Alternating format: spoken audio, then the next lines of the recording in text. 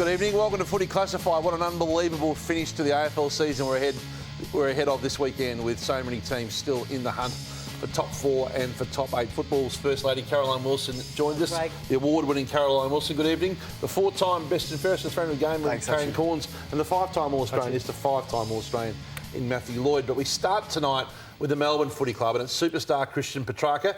His future has only intensified today in the speculation surrounding a potential want to be traded to a big club next year.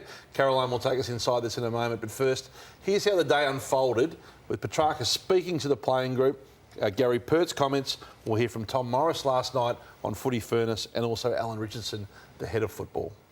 Right at the moment, physically and psychologically and emotionally, that's our focus, to be working with him, listening to him and taking on board his views to go, how can we be better as a club next year? What do we need to do?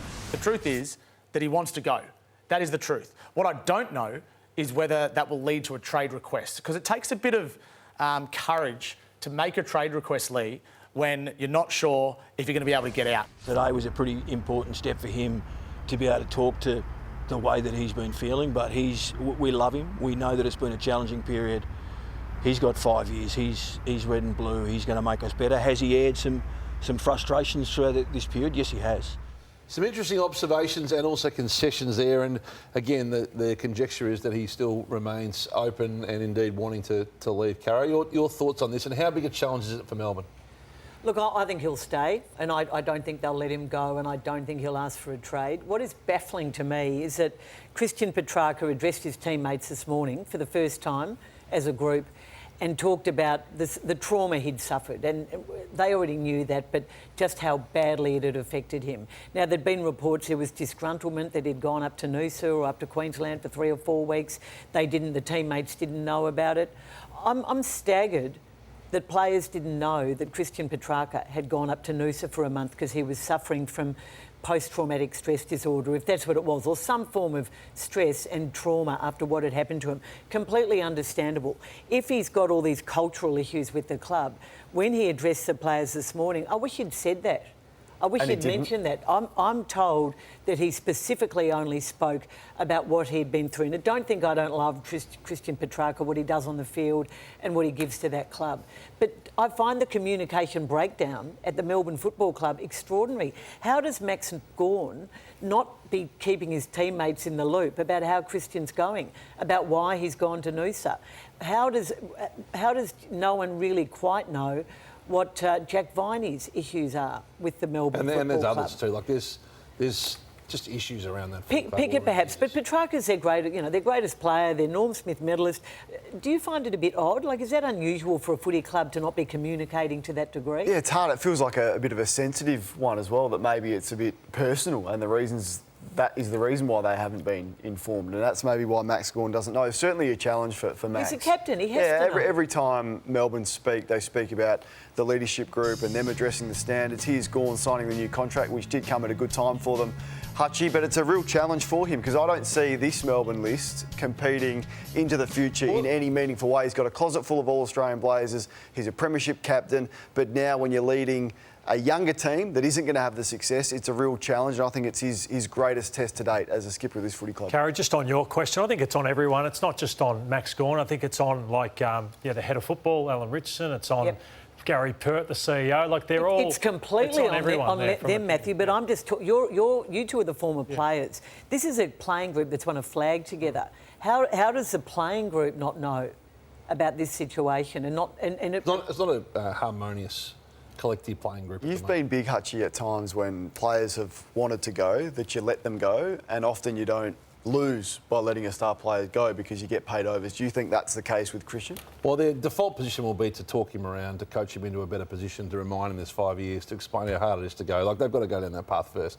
And that feels like, to Caro's point, is the overwhelming favourite here. The Sydney Swans dug in famously with Ryan O'Keefe, and he went on to win a Norm Smith medal. But if he doesn't want to be part of it, then they need to actually think about how, if it's possible. Like, the nearest precedent is Jeremy Cameron's deal at the Giants, which was 3 picks inside, I think, 20 at the time. And look at the suite of picks that went in that deal. Jeremy Cameron's out of contract. This is 5 years to go, and probably arguably a higher ranked player. So there is a windfall of opportunity for them if he moved. The other thing is who could take him. Like the Jungle Drums say that he prefers a big Melbourne club, a Collingwood or a Carlton. Not many of those have got scope and room without some major reinvent in a short period of time. So the degree of difficulty, to Tom's point, is difficult. But I don't know whether they should fear losing him if they can't turn him around emotionally. They'll back themselves to do that as a first point of call. And it is interesting where Melbourne are as a team because the list isn't a part of this. Let's get to Jack Viney first before we move on. Jack Viney was asked, ironically alongside his dad, Todd, in a promotional video last week about his future. And did it shift a little bit on the weekend versus last week? Take a look for yourself. Is sticking around with the D something that you're keen to get done? Yeah, absolutely. I love the Melbourne Footy Club. No plans to, not be a one-club player. That's my dream. And you're not going anywhere? No. We'll get through the season and we'll see how it pans out. So interesting. That was less emphatic, wasn't it? Now, where are they in all this? Like, are they on the verge of a reset like Hawthorn? I think that, are the windows shut? I think they're in pretty good shape. Look, and it's not to compete next year for any top four or silverware, but that's the core group of 23 and unders, and I reckon that's a reasonable group. I think most clubs would love that. You've got a couple of key forwards with potential, great small forward. You've got some midfielders in there. You've got some running players, not sure about Tolstrup, Lordo, but if they had to take a step back, I would do that and go to the draft more so than go for a Dan Houston and give up 2 first-round picks to get them. I'd rebuild around those. Yeah, I still think with what they've got, they should still be looking at be top 4 next year. I think with Christian Petrarca on the back end, they play great footy, get Clayton Oliver a big priest. These are all big ifs, mind you. Max Gawn still at the helm, May back in the team, Lever there. They shouldn't be looking for anything less than a top 4 position, in my opinion. Let's watch very carefully at the off-field leadership now, because you feel that something's got to give. If Christian Petrarca is talking about the culture and they're saying they're working with him to try and fix it, something has to change. Amidst all this, they belted the Gold Coast Suns on the weekend too, who were going to finish, 14th on the table, going into a year of expectation. Well, what does that say about Gold Coast and where they sit?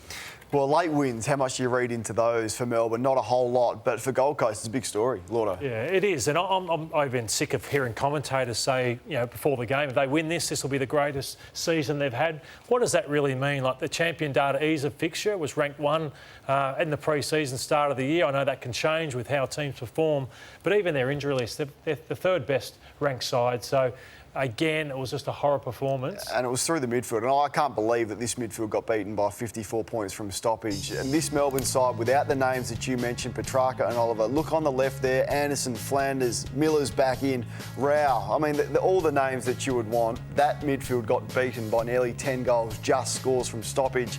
Yeah, and I'm a little bit concerned about Matt Rao, and I have been for a while. Look, I love the way that he plays, and I really respect the way he goes about it. But when he's beaten through the midfield, you can't put him anywhere else. He can't go forward, he can't go back. He's so reliant on contested ball.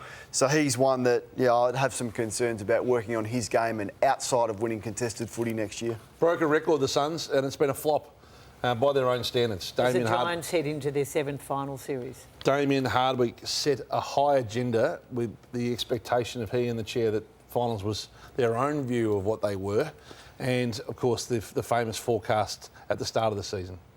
80% of our first premiership side is sitting in this room right now. There'll be a few bits added along the way, but the fact of the matter is this side and this club are very capable of saluting in the not too distant future.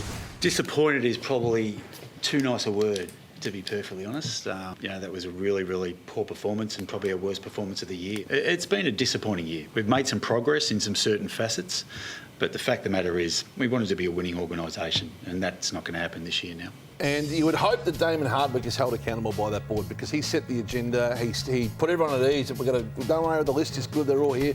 Lord, I think it's been a really poor season, and I hope that he is challenged on did he get the list wrong, or has he not owned his own end of the performance? I still think you give every coach 12 months to get inside the club and have a good look at it, and you can't fix everything in 12 months. It's a big season for them. He gets another off-season to give it to them, harden them up, toughen them up.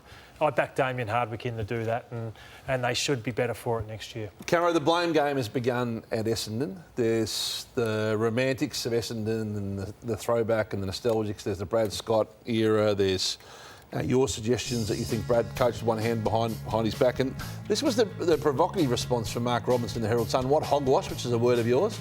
Veteran reporter Caroline Wilson. I don't use hogwash. I'm a Boulder Dash girl. Veteran reporter Caroline Wilson opined on Saturday that Brad Scott had been coaching for 2 years with one arm tied behind his back because not everyone's been pulling in the same direction at Essendon. There's nothing but PR spin from inside Essendon.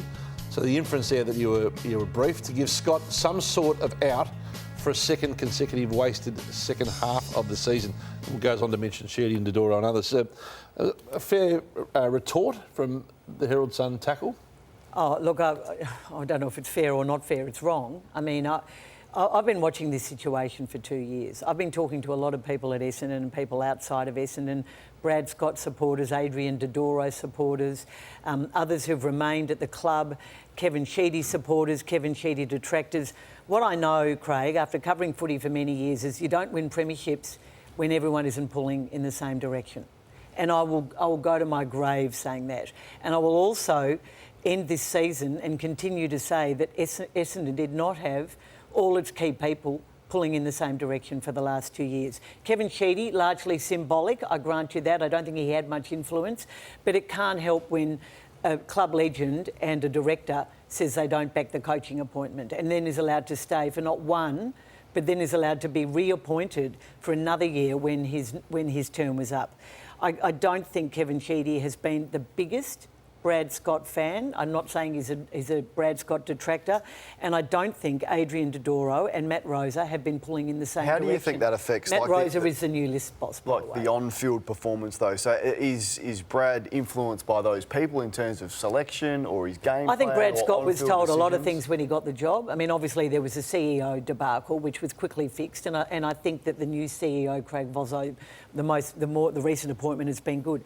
I think he was made promises that weren't kept. About the soft cap, I think that things were said to him about what Adrian Dodoro's role would be, and Adrian Dodoro is very influential with the players and with some of the coaches and with others in the footy department. Robbo was intimating letting Brad Scott off the hook there. I think Brad Scott is to blame as well for this year, and I think the players are to blame. I think the boards, I think everyone at Essendon has to take responsibility, but you cannot have success when everyone is not pulling in the same direction. That is going to happen now, and let's see where they are at the end of next year, because they should, I reckon, on what we saw this year, they should go close to making finals, perhaps finally winning that elusive What final. you do say is right. I think you need everyone pulling in the same direction, but I think you do give Brad Scott an easy out in what you're saying with a hand tied behind his back. How's Ken Hinkley coaching, you reckon? Do you reckon everything goes swimmingly for Ken? Yeah, he's got a board situation too. Yeah, but Carrie, so in that situation, I just think he's got to look at why players haven't developed. I think he's got to look at why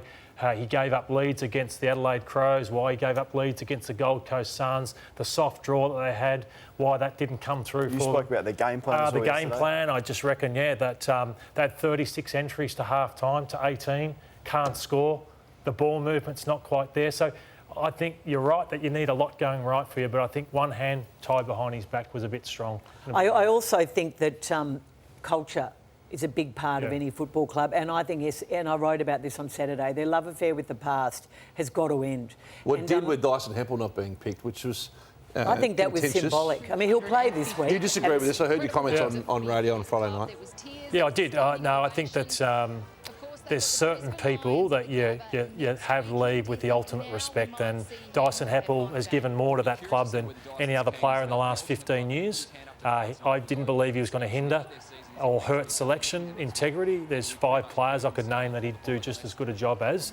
Would have been, I think he deserved the right to play. So you disagree with Brad Scott, who clearly doesn't think he was in their best 23? Yes. At a time when their season was still Are you saying he's in the best 23, or are you saying he was close enough to warrant the emotional? Yeah, close enough to play, And where are you on that? Yeah, no, I'm with that, and I said that when the teams were named. I think Kelly getting a game in front of him, Wiedemann is another one in the boost, even if you played him as sub and brought him on halfway through the third Would you quarter. be saying the same thing tonight, Kane, if Essendon had lost by the same margin and he had played and had no impact? Well, I think he would have had just as equal impact as Wiedemann, who was hopeless. Mackay was hopeless. Redmond was hopeless. I don't think Dyson Heppel has been hopeless this year. And then, of course, there's Brad Scott's view of where they are. He spoke about this and intimated that there had been steps this year. Again, the foundation of what we're doing is really solid. I mean, we were incapable of competing against the best when it mattered last year, if you want the comparison. It's a bit of polish, a bit of system, a bit of class that is the difference between us and the best. So there will be changes to development, and Blake Carosella, I'm told, will move on. He will go to either Richmond or Collingwood. He's been talking to both those footy clubs, so there will be changes. And a lot of the talk and opinion around Essendon is, okay, well, don't play the players that continually let us down. But, I mean, that's the list. That's what you're going to go with, because that's what you've committed to from a list management point of view. All of those players contracted until 2027 and beyond. Some of them ridiculous, like the Ridley contract extension when he already had 3 years. Is that Brad Scott's fault? No. I'm not saying this is the footy club. I'm saying Brad Scott has got what he's got to work with. When you say don't play these guys, well, you're going to have to. That's the core of your list that's going to be there at least until the end of 2027. Swans finished top. They've been concerned about their slow starts along the way. You look at it and you go, okay, it's okay, and then it starts to creep up on you and you go, okay, we need to address this because it's now costing us games. And so, we've talked about it internally, but, we've probably gone away from it the last 14 days just because sometimes you can just talk about it too much. It's like goal kicking, as you know, and we have to do it tonight. I think everyone's just sick of sort of talking about it, and we've just got to produce it on the night.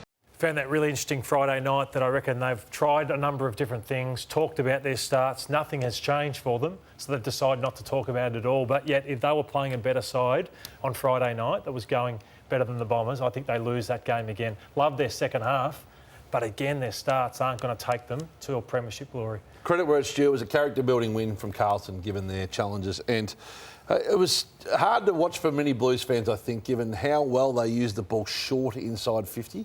That's been the issue all year, hasn't it? Sitting on Mackay and Curno's heads and watching it rebound out. And look, it's amazing when circumstances makes you play differently. Yeah, no, it is, and it's credit to them and the leadership of Michael Boss and Patrick Cripps, who we're seeing there. I think you can do this for 1 week, Lordo. I think you can say, okay, maybe we're better off with Mackay and Curno. I think that's rubbish. I think this works for 1 week against one of the poorer sides that we've seen ever in the last 3 years, and they've dropped away the Eagles. So I'm just not sure they get away with this level of personnel against the Saints this week, who are going pretty well. But sometimes, it might be like an Ed Richards gets an opportunity in the midfield and you say, OK, he's staying in there now because of an opportunity where Libba goes out, Richards goes in. Carlton could look at some things, and Brodie Kemp is one player that I just think hasn't been working. He's been thrown to the wolves as a backman. But speaking of Cal Toomey and Riley Beveridge this morning, say his best games as a Victorian player in the under-18s was a forward. So I just wonder where, Jack Martin's failed them. Jack Silvani's body lets him down. Could he be out of a situation like this that they say, no, we're leaving him forward to break up the Curnow Mackay dominance as a forward? So that's what they could potentially take out of that. It was terrific yesterday. There'd been some positivity over Jared Schofield. I guess his desire to be the next coach of the footy club. That took a hit yesterday. They were pathetic, the Eagles, and Scully wasn't happy after the game. We gave tasks to individuals and they didn't follow. And when you give a task to someone and they don't execute their role, well, then you're searching for other players to step up in that space that really shouldn't have had to. So that's the accountability for that individual to make sure they get it done. Certain individuals need to take ownership of messaging and performances from that game. And I suspect he's talking about Harley Reid and Cripps. Do you think so? Do you reckon that was let's have this clip, Hutchie, because here's Reid on Cripps at this stoppage. Cripps has 22 disposals to this point. They're both on the ground there.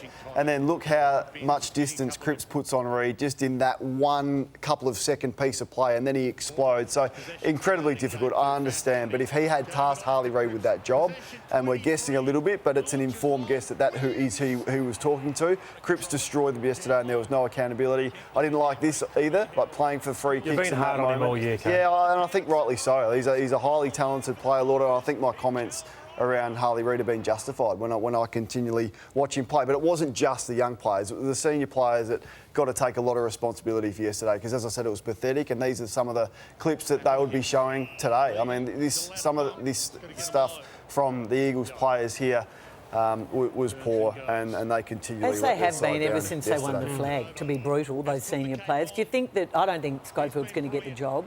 That knocked him around yesterday. Do you think once the season's over for Fremantle and Carlton, that guys like Jamie Graham and Ash Hansen might change their mind? I think a lot of them are just comfortable in their environments. I know Ash Hansen's happy in Melbourne. Schools, I think Don Pike struck too early. Yeah. I think he struck too early and caught people off guard. I think he was caught off guard by Dean Cox saying no. That was his preferred candidate. You know what I'd do if I was them? I'd just throw the kitchen sink at Chris Scott. Throw everything at him. I know he's got 2 years to go on his contract. The old Eagles, the great brutal Eagles, would have done something like that. What about Longmire? Yes, both if he's won a contracted flag. and going nowhere. if Don Pike were in the field, he would win the job, right? So is he more valuable to them as the coach or the CEO? But he's not in the field. No, but if it was 12 months ago and he was he would win the job. Didn't know we dealt with hypotheticals on this show, Craig. Well, it does. If anyone else pulls out, I still think a lot of those guys that pulled out are in the mix, by the way. Yeah, I do too, and I think they went a bit early. There's no one else going for a new coach, so that's the way you take your time now. You say no to be attracted these days. Plenty more to come on Footy Classified in the Lions' Den. Does Chris Fagan need to be tougher on a wayward star? A nick of time. Was the Crows coach lucky to have signed a contract extension when he did? And what really happened in that exchange? We'll find out after the break in the words on the field. And given the boot, why some Port fans shouldn't be seen in September. All that ahead on Footy Class.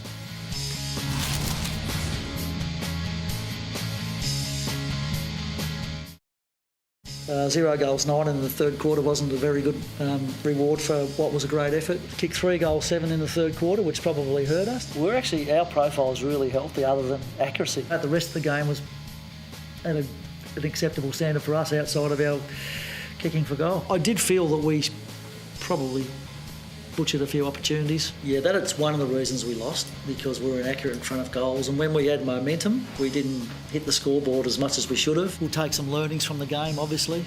The main one will be take your opportunities in front of goal, which has been a thing I've had to talk about too often.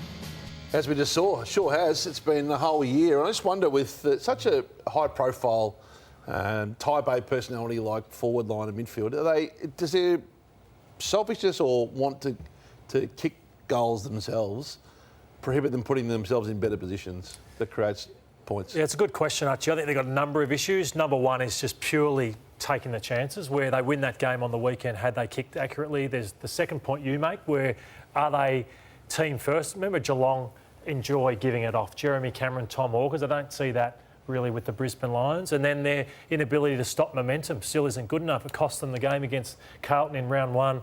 It cost them against the Giants last week, where they're up at quarter time. Cost them against Collingwood. So highly talented, but again, it looks like it's going to be another season, Method? Archie. You think it's method? Well, again, they should have been 30 points up. So there's a little bit of method, but they still should have been up. Yep. So it's not Chris Fagan's fault with how many chances they missed on the weekend. I'm reluctant just to single out Joe Danaher, but we do have to ask whether the coach has been tough enough on him. Can we have a listen to what he said back in June? I must admit I'm a bit of a coach that doesn't get in the way of people's personalities, I think. And I've been coached by coaches who, try to turn us all into robots. I think Joey plays better when Joey's happy. By and large, he does a lot more good for a team than he does bad. When you look at him over a period of time, I try not to get too upset about some of the things that Joey does. I tend to have a bit of a laugh with him about some of the things, and that's a better way to deal with it with him, because he's a happy-go-lucky individual. So you weren't laughing the other night. You savaged him after the call of that game, Kane. He wasn't the worst by any means, and he did some great things. He was one of their best. Played well. What do you do if you're Chris Fagan? I think you got your hands tied a little bit. I'm not sure there's much you can do. I mean, look, let me say, everyone would love Joe Danaher. He's kicked 49 goals for the year. They're hard to get, these types of forwards, but my point is he'll just never be a superstar. So any thought that he's going to be this superstar forward was on display on the weekend, where he looked like he was the guy for portions of that game. Then he's kicking torps, then he's burning teammates once again, then he's tripping over, then he's missing from 35 metres out directly in front to kick his five. But if coached harder, could he be that player you're hoping he'd be? Not now. I just think he's what he is, Lordo. We've seen that at a couple of clubs now. Do you differ? Oh, yeah, like if he barreled a ball playing for me and my school side on the wing, come sit with me. And if we ever see you do that again, you're not playing again. What if he got disgruntled and then turned his toes up and that was his personality? Because I'm not sure that'd be better without him. Then that's saying he'll never reach it. Yep. But I wonder if he has been coached in that fashion, where he is challenged to a point where he's on the precipice. What about if you were his captain? What do you like? Where's that? Likewise, but your coach, captain. But that's been the Fagan method. Happy Fags. Yeah. You heard him say, keep him happy. He plays his best footy. Yeah. 49 goals. But then that'll keep having you finish third and fourth and second, I think. So you do think it's method? You think it's the coach is not hard? Yeah. Well, what I was saying, the weekend wasn't Chris's fault with why they lost. But overall. Yeah, overall. But across the whole season. You think they're given too much? Well, particularly Joey. Leeway. Joey is. Yeah. I'm saying I wouldn't just keep putting up with moments of brain fades or when popping it over the top has to be given. That shouldn't still be going on. Caro, we saw confirmation today of your exclusive report recently that Graham Wright wouldn't be back at Collingwood. It's an extraordinary story, isn't it? He wanted a year off. They didn't want him to go, so they let him have a year off. Now they seem happy for him to go. Graham Wright and Justin Lepich will become the Collingwood list manager. They have spoken unofficially, Collingwood, to Danny Daly at Brisbane. I'm not sure Danny Daly, the footy boss there, is going to leave. We hear that others are also in the frame. We're not sure what Brendan Bolton's future is at the club. I can also say that Graham Wright has spoken with the AFL and the AFL boss, Andrew Dillon, and that there is talk. I mean, I know Tasmania's been mentioned. He's obviously Tasmanian. That will be Brendan Gale's call, and more on Brendan Gale in the Arrow. Okay. But I believe that Graham Wright is being approached by the AFL for a role in their footy department. The Crows came up short again on a big stage, Kane. Yeah, they did, Hutchie, and I guess that brings into question their year. Like they're bottom 4, which is remarkable for this team.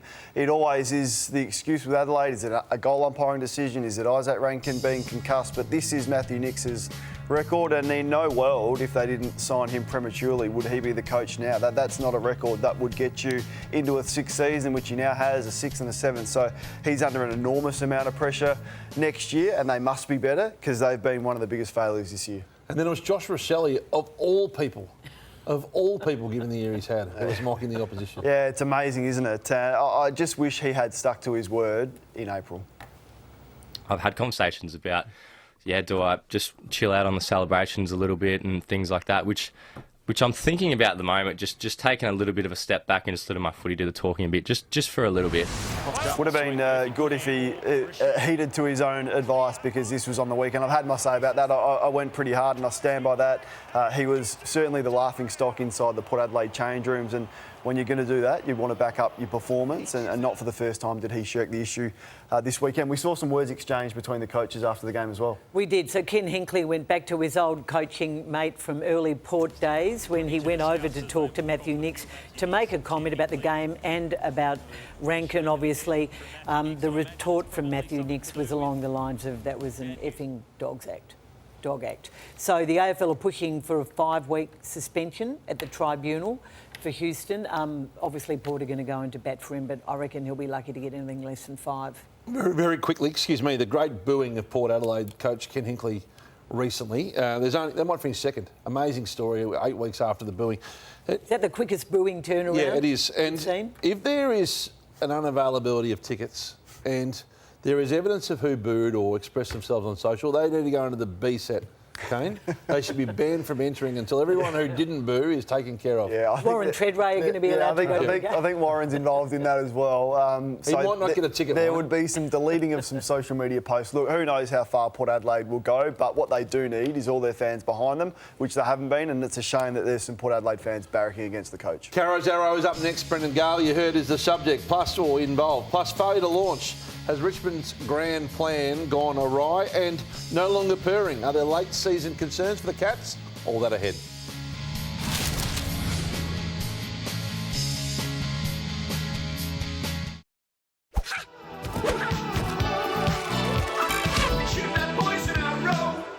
Brendan Gale should have gone from the Richmond Football Club by now.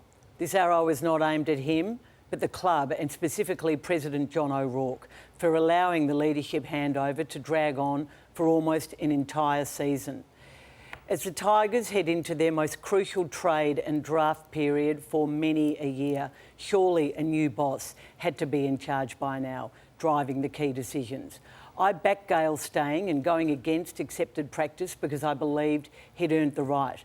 And Tasmania was an unusual situation, and President O'Rourke was determined, it seemed, to hold him to his contract. But as the Tigers' season has lurched from bad to worse to outright disastrous, this situation and Gale staying doesn't seem to have done anyone any good. Not him, not the club, nor the incumbent.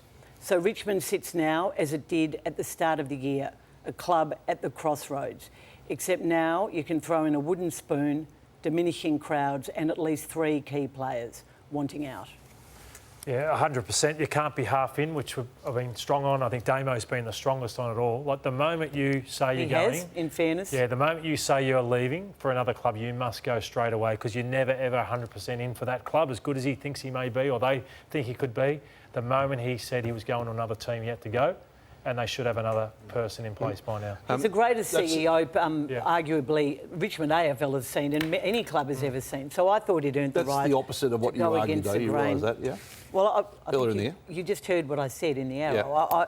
I So you backed him for changed all the your reasons mind. I said, but I could not have predicted Richmond to be this bad this year. I don't think many thought that they'd win the wooden spoon. But I think now that there were all these big decisions, and he said he wouldn't have a say in the future. And we know it's two incumbents both within the club, and the favourite seems to be Simon Matthews. I just think Simon, or whoever it is, should have been running all these big decisions. They talked a big game about preparation on the weekend defence and getting their act together, and they were smashed in the first quarter despite that. To be honest, all week we've just focused on defence. We were pretty ordinary last week. We let 140-odd uncontested marks against the Saints and let them play on their terms. So we want to get into a contest and so we can put the pressure on. Yeah, you look at it and you go, yeah, the response is okay, but it's not that's not the standard. Like, you can't start an AFL game that way. Yeah, there's one thing about responding, but there's two coming ready to play, and our players, or we didn't as a footy club, and we let our supporters down. So we can see Adam Uza, well, with terrible mistakes. I think that's Bolter, about to give away a 50-metre penalty. It was one of the most woeful first quarters I've seen from Richmond all year, and there have been several. Uze started the game in the box looking frustrated. More mistakes. There's Flostone giving away another free. Flostone has not showed great leadership in recent weeks, so Uze comes down to the bench, which he's done a bit this year in the view that players have been, I think, taking situations into their own hands, which is interesting. And Lack of leadership. That's when they do that, Caro. Yeah, when you're a toothless club, that's what happens. And so it's impossible to tell yet whether Adam Uze is the right coach. He has certainly been coaching with one hand behind his back, Matthew, but I just don't know what to say about Richmond and where they're headed, but I know they need to make some big decisions. You reckon he's the right coach? Well, how can you know? He's had a terrible first year. Well, he's been very soft, is what I'll say. Very soft. That wasn't the discussions he was having earlier. He couldn't fold effort. Now he's finally starting to change the language a little bit, but, geez, he's been incredibly soft. Yeah, the team that belted them, they're doing a lot right, and Sam Mitchell made some hard calls, which I know you agreed with, Kane. I didn't at the time, and how well are they going now? And talk about hardness. Jai Newcomb's, that's that brutal competitor, improved out of sight. Dylan Moore, great competitor. Daya, great competitor.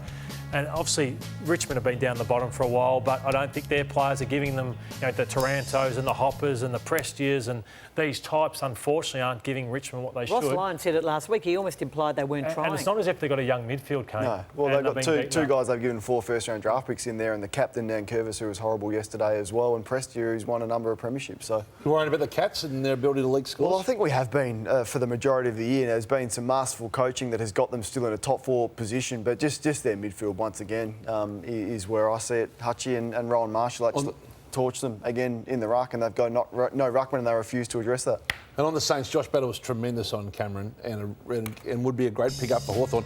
But if this happens, there's a fair chance this gets them pick 7, and I just think that's too tempting for St Kilda. They can get 2 mids, pick 6 and 7. I know he's a fantastic young player, Lordo, and he deserves a contract he'll get at Hawthorn. But I just wonder if you're St Kilda and you're dying for mids, you get one go at this. Oh, it's no-brainer for me. Like, they've spoken about bringing elite talent in, you back your recruiters. You may have a different view, Lordo, to nail those picks, but that's what they wanted, and it's a great opportunity to get that. Close checking, good call, bad call, and a whole lot more ahead on Footy Classified.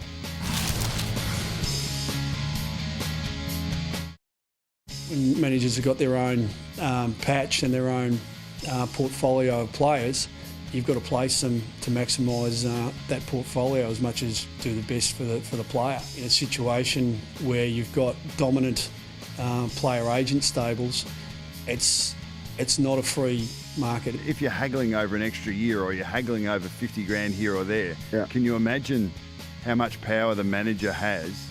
He goes, well, like you're asking, you scratch my back, I'll scratch yours type thing.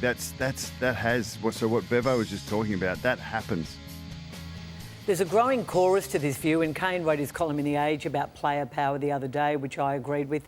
Interestingly, it used to be Craig. There was Craig Kelly, there was Tom Petroro, and there was Paul Connors. They were the big three, and the view was they were tough negotiators, looked after their clients, but they had great relationships with the clubs and they had sympathy with the clubs. There's a view now that that has changed. The new breed do not have that view and are not anywhere near as sympathetic with the clubs. When I heard that Dan Houston didn't want to go to Melbourne anymore, but still wanted to come to Melbourne for personal reasons, why should Port trade him to any other club who isn't prepared to give 2 first-round picks? It's ridiculous that you want to go to Victoria, but you're only going to this club. Or someone signs a long-term deal and then a year later they want out for family reasons and the club thinks we can't speak about it because it's family reasons when the reasons aren't even that significant anyway. It's ridiculous. The minute we bring in clubs with the ability to trade contracted players, that makes it fairer for everyone. You favour being able to send anyone where you want? Anywhere, yeah. As long as the club picks up the financial terms. Yeah, on the Western Bulldogs, Hutchie, I think they're the sleeper going into the final series because you just don't fully know what they're going to do, but their best is as good as anyone's. And Sam Darcy, well, he's capable of doing anything in a final series because what I love about him is he's got a nastiness and a streak about him where he got suspended for this, but what I loved, he went on and dominated that game of football. It didn't fluster him. It would young players. So he's rare. I think about Darcy was he's so unique. A player like him might come around every 15 years. Midfielders you can replace every 5 years, special ones, whereas Darcy, to have that intent, mongrel... Kick seven, marking ability, ground level ability, go into the ruck. And then you look at the forward structure that the Western Bulldogs have. Like, who do you send your number one defender to on any given day? Is it Norton? Is it Ugle-Hagan? Is it Darcy? Is it Waitman, even with what Waitman can do? So I think when you look at their forward line, I think their best 3 is better than any other side. So it's a real fail, I think, if they don't, as Kane has said, if they don't get to a prelim this year. And they haven't even close to peak, those young No, they haven't. Yeah, which is going to be an exciting one for the Dogs in the years ahead. It's close checking time with Kane Corns. Yeah, just love it when a young player throughout the season works on something. It's the third time I'm going to highlight Josh Weddle this year because we initially highlighted him for negative reasons and we showed this clip against Collingwood earlier on in the year where even by his own admission he was embarrassed by that effort. But very soon after we then close checked him again because he'd worked on it. Goes back with the flight of the ball in this game 3 times. 2 of those we showed here. The courage to do that, to not flinch. I saw an unbelievable mark at the MCG on the weekend. Like, this is as hard a thing to do in football as there is. He does not flinch, and since that Collingwood moment, he has not flinched once. The courage to do that and go back when you don't know what's coming at full speed, enormous. Players don't know what to do or how to kick a torp. Now, this is at the end of the first quarter. He wins a free kick, McCreery. He's only 60 metres out. He needs instruction from his teammates on what to do, and then he holds a torp like that and it goes nowhere. What if that's in a grand final? It's a very minor one. It's a 0.5%, but players don't know how to kick a torp. It's amazing. It could cost someone after the siren.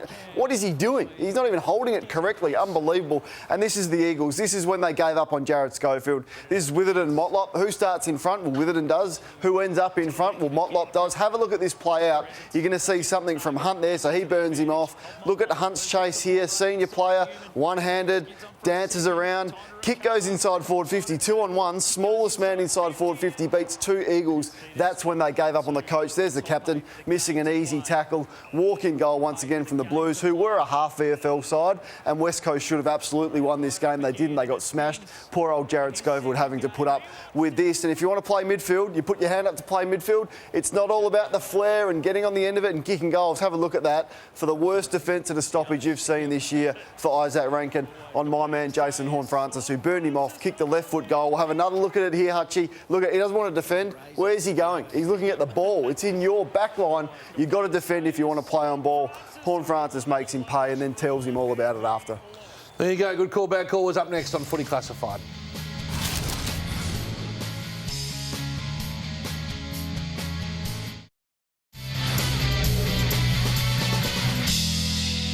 Good call, bad call time. Caroline Wilson with the new ball, and Caro, roaming Brian should be a spin-free zone. Good call, bad call. Brilliant call. 5 minutes, I will never get back call. Before I go on, have a look at what happened after the brilliant roaming Brian the other night.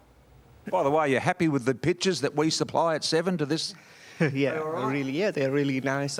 We can see all the angles coming in, and it's usually focused where the ball is. So yeah, that's nice. Fantastic. Great operation you've got going here. Congratulations on your all. It's just getting better and better. So well done to you guys. Doing a great job. Oh, you're too hard. Dear. Too hard. He's been polite. That's fair dear. enough. I'm not going to know who to blame for that. Jack Revolt needs to pick his audience. Good call. No, it's a bad call. It's a petty call from you. You're referring to this. Jack Riewoldt and Brad Johnson are going to have a look now at the Doggies' goal kicking. Make sure with the line of the ball that I'm running directly They're straight. two great goal kickers. Jack's entitled to do his bit. Brad's the goal kicking coach. He can't say too much. What's he supposed to say, Brad? Oh, I can't participate in the segment because I'm the... Like, fair go. Hey, Kane. Fair suck of the sauce bottle. Melbourne's weather gets a bad rap. Good call, bad call. It's a good call, Lordo, particularly after what I saw in Perth with this game in the Waffle. It was it's all about whacking WA for you, isn't it? All sorts. Melbourne's weather's a dream compared the Eagles' twos, isn't it? It rained in Perth. Matthew Lloyd, there is no place on earth more supportive than a football club. Good call, bad call. Good call by you, Cara. They're a great place to be, particularly after you win. Watch Will Hayward's support he's getting in the heckling. Doing an interview with Abby Holmes after the game. He's played well. Look at all his teammates waiting for him to come in, trying to get him to fix his hair, just sitting back enjoying the interview and clapping their star forward home. Kane, it's not just the blonde headband brigade causing confusion at the Cattery. Good call, bad call. Yeah, it's a good call, Hutchie, and I do blame Jason Bennett for this. Let's have a listen. Aaron Phillips has Jake Kolajasny. Jake, thought you guys set the tone early. Your pressure was elite. Was it your pressure that you're really focusing on? Yeah, we wanted to take the game away from early. Some big one-on-ones in the back line, especially yourself, Henry, just really standing up back there. Yeah, Jack was super. Collar as well, standing up. Jack Bowes, I think that was. And the graphics department was confused as well. Aaron was stitched up. You got Collar in as well, just to make the point. Caro, 3AW's commercial team deserves credit for commercialising the vibe in the Essendon rooms. Good call, bad call. Before I answer, have a listen to what happened after the game. But Dylan Shield has been good enough to join us from down in the rooms. Thanks to Tobin Brothers celebrating lives. Jack. Awkward call, but good call. Celebrating lives, that's fair enough. All right, to you, was Lordo. like a funeral in the players that night. of the past deserve more respect from players of the present. Good call, bad call. I'll say bad call on this one because I'm not sure where Tony Shaw, who I love so much, was going with this comment and a question to Danger. Does anybody have a defensive setup, like a defensive triangle with a floater, sitting back anymore, or is it just you go with what you think's going and hopefully it goes your way? It's a bit of a Russian roulette situation, wasn't it? It's not 91 anymore, Tony.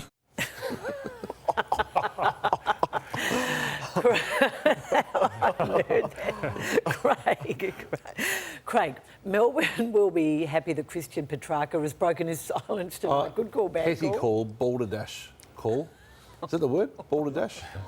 You're referring to this. He's ad dropped tonight on Ralph Lauren on Instagram, which was timed, and that's fair enough. He's spoken out. He gave them a spray, Caro. There you go. Lordo with the closing cookies up next on Footy Classified.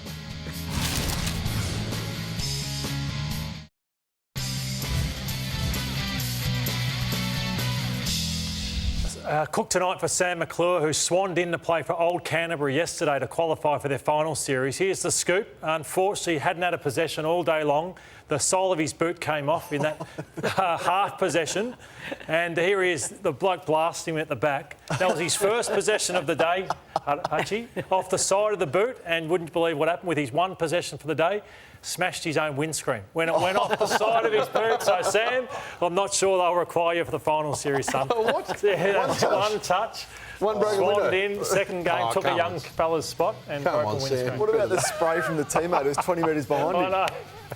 Unbelievable. Yeah, rough day for Not very loyal to your teammates. He knew. First thing teammates. he's broken for a while too. No, I'm joking. Had a fantastic year. Footy Classified is back Wednesday with Sam McClure. Be watching, and then of course the Sunday Footy Show next week. Good night.